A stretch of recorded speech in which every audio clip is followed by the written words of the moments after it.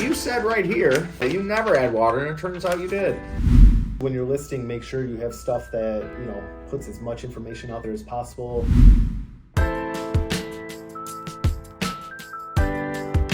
All right, Keith, so we're talking about disclosures, right? So let's just take the seller's disclosure, for instance. So when you're sitting with a seller, it's got on there like, classic one in the state of Michigan is always, did you ever have water in your basement, right? Well, 30 years ago, right? So you hear a story and how it's fixed typically. What do you advise the client do in those type of scenarios? And why do you want them to disclose that? Put any known information that you have, because the best thing you can do is put everything on that piece of paper, let your potential clients and customers know that this is what's wrong with the property, and you cover yourself down the line. Yeah, I think of a seller's disclosure, much like you said, is like the opportunity to cover your butt, right? Here's our note sheet, right? So if you're ever in court, they're gonna be like, well, you said right here, for instance, that you never add water, and it turns out you did. Or some type of issue in the attic, or fire damage, or insert here is to issue.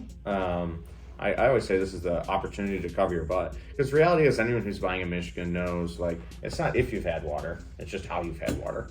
And when you've had it. Yeah, and how often, and what happened, how did you fix it, right?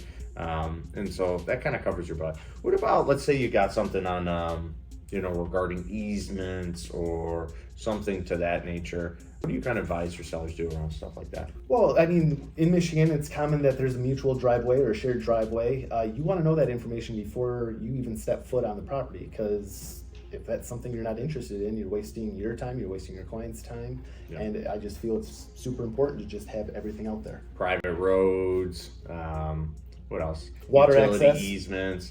Water access, yeah, all those things, right? Or maybe there's a egress allowing a boat to go down the side of your property for boat launches. We have that up north a lot on lakes, right? So when you only have 5 feet to get it through. Yeah, well, what a lot of people do is they put like the homeowner blocks it, and then they end up in lawsuits. Yeah, so good times. So you want to do as much due diligence in advance of the appointment as possible, because like Keith said, you don't want to have to go on a showing for a house that you're not even interested in. That wastes your time, and that's the sign of a good agent. Poor agents go and they just get the list and then they schedule the showings. Good agents go through the list and be like, and they'll inquire and pare down the amount of showings based on the criteria. So make sure your agent's doing that for it.